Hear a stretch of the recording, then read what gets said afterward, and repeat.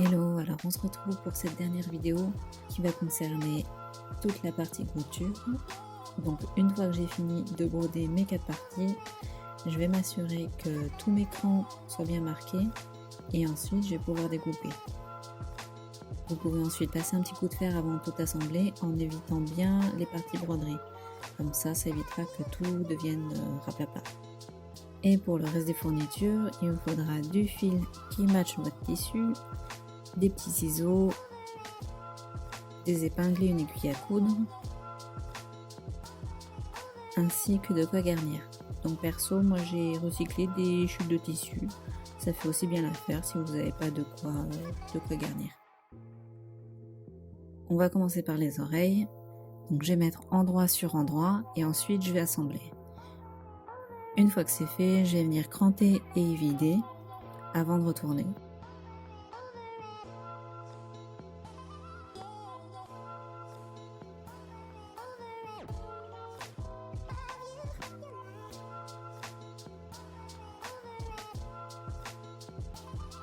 J'écrase ensuite les coutures et je vais plier au niveau du cran. Donc, je vais épingler et je vais ensuite coudre à 0,4 histoire de maintenir mon pli.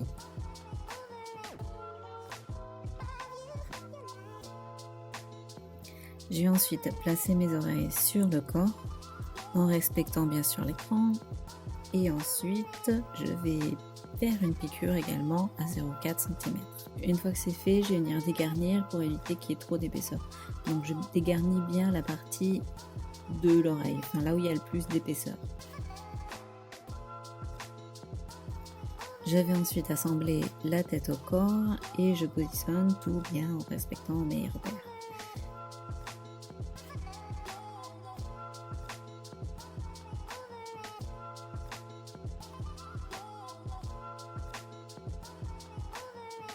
J'écrase ensuite les coutures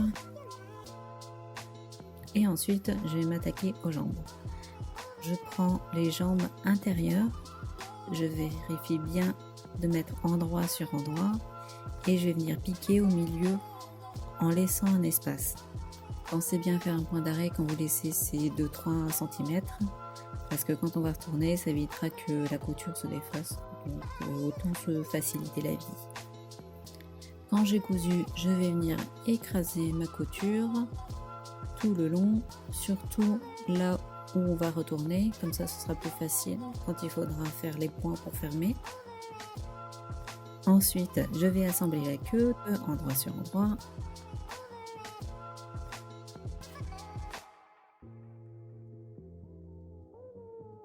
Une fois que c'est fait, je vais dégarnir le tout et cranter.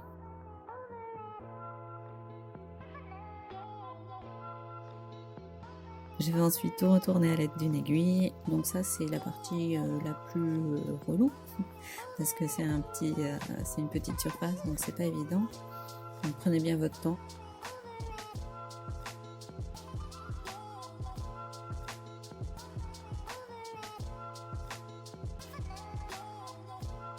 Une fois qu'on s'en est sorti, on va venir garnir tout ça. Donc moi là perso j'ai utilisé la chute de tissu que j'ai découpée tout à l'heure.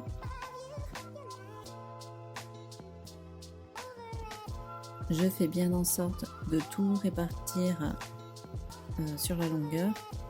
Je vais faire attention de ne pas tout remplir au maximum. Je fais en sorte de bien laisser ma valeur de couture. Parce que sinon quand je vais positionner sur le corps, ça va être vraiment galère à assembler. Donc ensuite je vais positionner sur mon cran et je vais venir assembler à 0,4 cm. Pour cette partie-là, je vous conseille de changer votre pied presseur standard contre un pied à fermeture éclair. Ensuite, je viens assembler les pattes intérieures au reste du corps.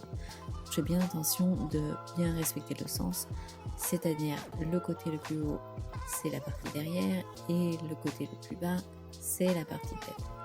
Je positionne bien cran sur cran. Attention, quand je vais commencer à piquer, je fais mon premier point sur le repère, c'est-à-dire le point vert sur votre gamme de montage. Et ensuite, je vais venir piquer tout le long et je m'arrête bien en faisant un petit point d'arrêt sur mon repère, c'est-à-dire le deuxième point vert.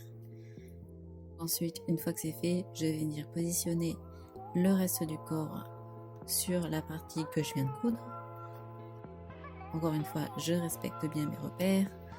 Je m'aide si besoin avec des épingles. Et ensuite, je vais venir piquer.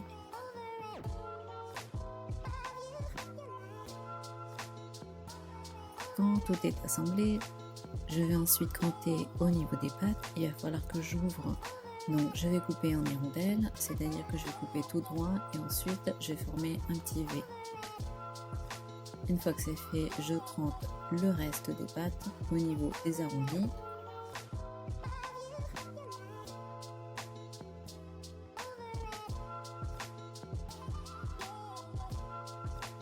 Ensuite, ce sera la dernière ligne droite. Il va falloir que j'assemble tout le reste. Je vais mettre une petite épingle au niveau du dessous de la trompe. Donc souvenez-vous qu'il y a un cran ici, je fais bien mon raccord. Donc je vais mettre une première épingle et ensuite tout le long. Je fais bien attention aux oreilles. Je rentre tout ça à l'intérieur et ensuite j'épingle tout. Je vais ensuite assembler et j'utilise encore une fois le même pied que tout à l'heure parce que quand je vais passer au niveau de la broderie, ça sera légèrement plus pratique. Une fois que j'ai assemblé le tout, on y est presque, je vais venir cranter tout ce qu'il y a à cranter, c'est-à-dire au niveau des arrondis, au niveau de la trompe, sur le dessus et entre la trompe et la jambe. Donc je fais bien un petit cran parce que quand je vais retourner, ça risque de tirer. Une fois que c'est fait, je vais venir retourner le tout. J'attrape les oreilles gentiment et normalement, ça vient tout seul.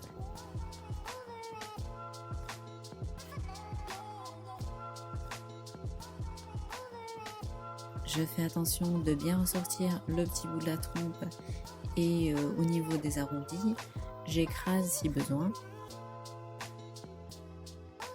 Et ensuite, je vais venir utiliser mes petites chutes de tissu et je vais venir remplir le tout. Et je vais commencer par la trompe et ensuite la tête et puis après tout le reste. Une fois que c'est fait, je vérifie bien que tout mon garnissage soit bien réparti, surtout au niveau des petites parties, donc c'est-à-dire la trompe et les jambes. Et pour terminer, je vais ensuite fermer le ventre, c'est-à-dire les 2-3 cm qu'on a laissés. Donc au préalable, j'avais bien écrasé mes coutures, donc ça va m'aider pour faire mon point. Je vais prendre une aiguille à coudre avec du fil, je fais un petit nœud au bout de mon fil et ensuite je vais faire un point visible.